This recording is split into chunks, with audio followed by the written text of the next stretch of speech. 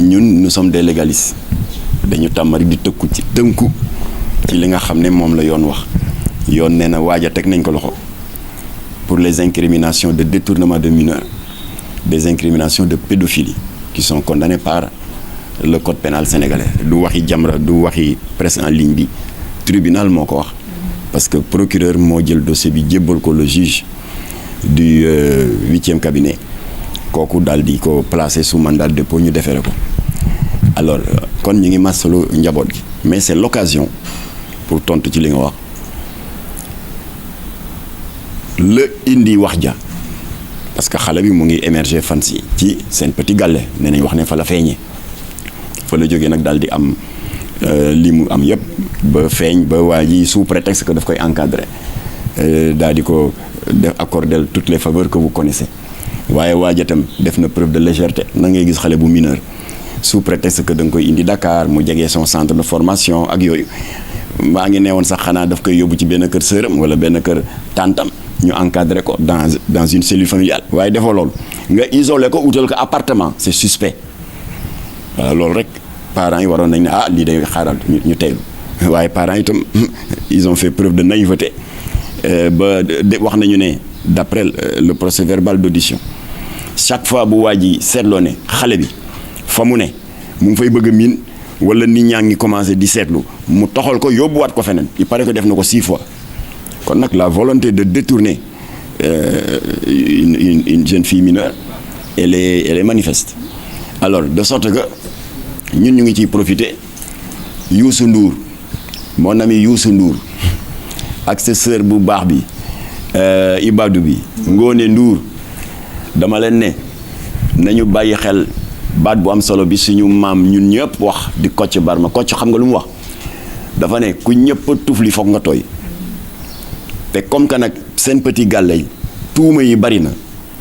naan xale yu bari teggi nañu yoon ba ñu fa jaare ainsi de suite ba bii mooy bi ci mujj gën a fës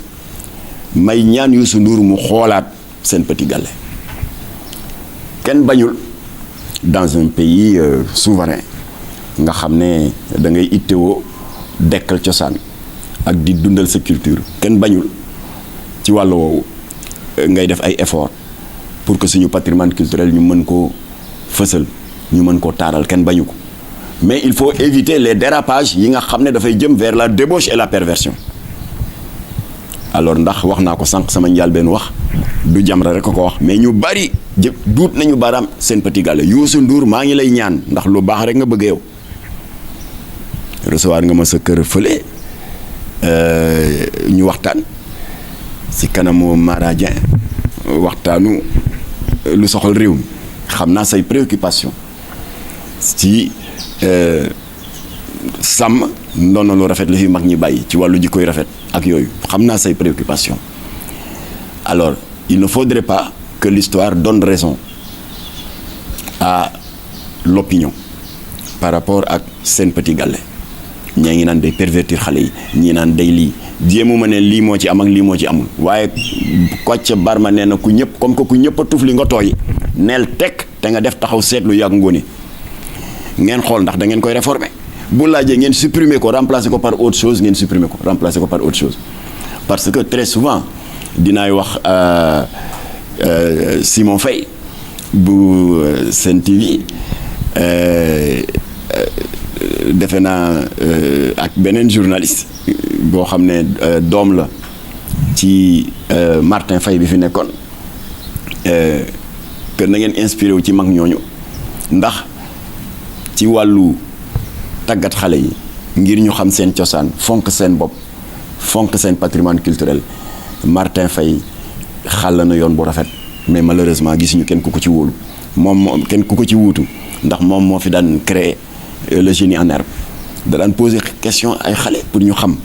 seen valeur jóg ne la Lat Joor Ngoone Latiir lan nga retenir ci ay action xale bi ne moo def lii moo doon xeex ak contre colonie et cetera lan nga retenir ci Aline Sitoé Diatta nga ne ñu ngi ko daan surnommé la Jeanne d'Arc de l'Afrique ndax moo doon xeex contre l'invasion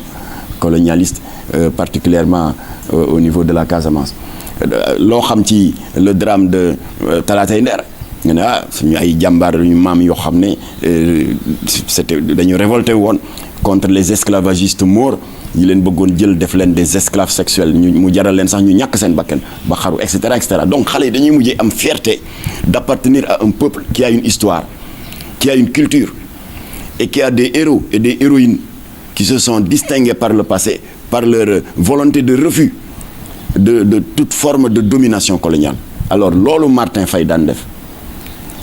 maa ngi ñaan Youssou Ndour di ñaan télé yépp ñu inspiré wu ci dafa bokk ci li tàggat xale yi ñu xam seen bopp. alors moo tax nag Sen Petit Gallé na ko Youssou Ndour réformer bu fekkee réforme bi mënul ne na ko tas remplacer ko par autre chose waaye à la kulli alin le groupe Futurs Médias il faut que ñu am une rubrique boo xam ne c'est culturel ñu jagleel ko tout tànk yi ndax ñu mën a xam seen valeur ak seen patrimoine culturel je suis tout à fait d'accord mais comme que ñëpp a ngi tofli Sen Petit Gallé te wolof nee na ku ñëpp a tufli nga tooy il faut avoir l'humilité def benn taxaw seetlu ñoom ñu seetaat seen bopp groupe Futurs Médias mën a jëm kanam incha allah. nouveau prophète yi ci Sénégal ñi sant Diop. waaw maa ngi gërëm ki sant Diop ndax ñëw na fi je vous donne ce scoop là avant muy feeñ waaw ñëw na fi am nañ séance de travail de 45 minutes il m'a montré des documents il m'a montré de nangam ak fi mu jaar waaye gars yi may ñu ko nopp et cetera alors dalal naa xelam waaw ma ne ko yow en tant que jullit am nga droit am ta propre lecture des enseignements coraniques am ta propre lecture de la chariatul muhammadiya et de la sunnatul nabawi voilà ma ne ko waaye li ma lay ñaan rek il faut savoir raison garder voilà na nga am humilité waxtaan si ak ñi nga xam ne ils veuillent bien may la nopp mu ne yow day may nga ma nopp ma ne waaw man kay déglu naa la voilà ma ne kon na nga am humilité rek nga ne man nii laa ko gisee lii daal moo ci sama gis-gis je pense que di nga dajeek ñoo xam ne sawar nañu ci gëstu ma ne ko parce que man j'ai une curiosité naturelle tout ce qui touche à la religion à la philosophie et autres quel que soit celui qui est porteur de ce message là dama lay may nopp ñu discuter débattre sama kër gii ay témoins de Jéhovah dañ fiy dugg ma toog wax ak ñoom xam nga am na kër yu bari témoins de Jéhovah bu ñëwee ak seen yooyu bagage yooyu ñuy yor naka la tudd sax réveillez-vous ñu naan na tëj leen bunt bi alors keroog dañuy ñëw fii xale yi naan témoins de Jéhovah ma ne ko bàyyi leen ñu dugg l'islam ne doit pas avoir peur du débat démocratique ku ragal le débat xanaa da nga wóoluwul ca la nga ne da nga ragal ñu këf la yóbbu la mais bu dee li nga téye lu dëgër la bu Iblis ak Firawna dekki woon sax da ngay am fit toog ak ñoom waxtaan ñu wax ak man ma déglu leen ba sonn ñu naan Jéhovah ratatatat le fils de Dieu ma ne bàyyi leen fils de Dieu Jésus n'est pas le fils de Dieu ñu def débat ñu ne ma lu tax ma ne ko li ma gëm di téere alxuraan suñu boroom nee na xul wallaahu ahad yàlla kenn na allahu samad il est éternel lam yalit walam yuulat il n'a pas enfanté et il n'a pas été enfanté walam yakun lahu kufuwan ahad fii ba àddina tukki kenn du ko diir mbagg donc débat démocratique l'islam nangu na ko Seydina Mohamed moo ko jëkk institué moom bu daan jël décision il éprouvait un immense plaisir di partager ses opinions ak ses proches mu di saaba yi dama ci citer benn exemple mais y en a beaucoup bi ko yàlla dimbale ba mu gañe xare yëpp Oudeybiya Uhud xare Badar et tout ba yàlla jox ko ndigal pour mu dem bâtir la cité état de Médine alors ndekete ba mu jógee Makka dem Médine Khoureychi il ne s'était pas avoué vaincu ñu ne dañ koy topp pour doggali ko renseignements généraux yi yëg ko informé ko waaye comme que à l'époque les gens il y avait pas de train il y avait pas de véhicule dañ daan voyager à dos de cheval ou dos de chameau ñu xam ne que ñoom fa ñu jógee ak fa ñu jëm il faut presque un mois mu daal di saaba yi ñu ubbi débat mu ne lii daal laa jot ci information qu'est-ce que vous en pensez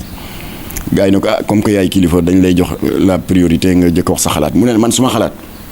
mooy en attendant gars yi ñëw puisqu'on a 2-3 semaines nañu tàggat xale yi former leen militairement armer leen ñu mën a renforcer sécurité cité état de Médine pour que Khoureychi bu ñu ñëwee ñu mën a taxaw opposé wu ndax ñu bañ a lor xale yi les femmes enceintes et les personnes âgées mais kenn ci saaba yi moo ne man day gisewu ma noonu mu ne ko acca bismillah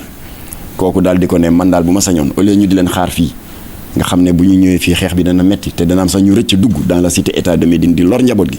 li ñu xaar leen fii su ma sañoon ñu dogale leen à des dizaines de kilomètres bërëb sàngam luy xew-xew foofu mais ci saa si ci la Seydina Mohamed teg xalaatam fee jël xalaatu kii yéeg ca fasam jël daaseem ne allahu akbar ñëpp a topp ko ñu dem jëfee loolu ba ñu eggee ba foofu jàmmaarloo ba metti lool malaaka yi jàppale leen jullit yi am ndam dellu siwaat si seen cantonnement à Médine ba jigéen ñi màgget yi xale yi yëguñu woon ne sax xeex am na kon benn exemple ngoog bu wane ni moom donte la yonente la le fait que mu favoriser diisoo alors yàlla def na ci yërmande ba mujj ci am ndam moo tax nag muy wax ni wa amruhum shura baynakum nee na yéen jaam yi na ngeen di farataal shura moom la tubaab di wax concertation wolof di ko wax diisoo nee na fa isa azamt nee na boo leen waxtaanee nag ba pare nee na fa tawakkal ala Allah yi ngeen doog a nag wàkkirlu ci yàlla alors donc yooyu yëpp ma daal di ko waxtaan ak Diop mais je ne pouvais pas imaginer que bu fi jógee dafay woote ak yonent parce que il me l'a pas dit. kon loolu yàgg na balaa muy génn. il est venu 3 mois avant muy kii xam nga maa ngi wax ci média en ligne certainement dina ko suivre Diop maa ngi lay ziar di la masalu coono ma bëggoon nag ba nga ñëwee fii seeti Makhtar Gueye maam Makhtar Gueye bu Jamra la ñu waxante woon nga delloo si sa xel delloo si waat say xalaat ndax yow ku bëgg sa réew nga ku bëgg sa diine nga waaye suñu borom moo wax ci téereem bu tedd bi wax ne que ngën ji mbinde Seydina Mohamed moom mooy xaatimu nabiyuna c'est le sceau des prophètes moom tëj na affaire bi beneen prophète du am grade ya mu koy jox na ko ba noppi Seydil awwalina c'est le premier Seydil aaxirina ba ca dernier ba ñoom ñëpp moo leen chef xaatimu nabiyuna fermé na le défilé des prophètes y en a plus wa imaamul mursalin te ñi fi jot a wàcc ci prophète bi yëpp mooy seen ilimaan kon nag waxi yàlla parole coranique la parole d'évangile la kenn mëntu ci soppi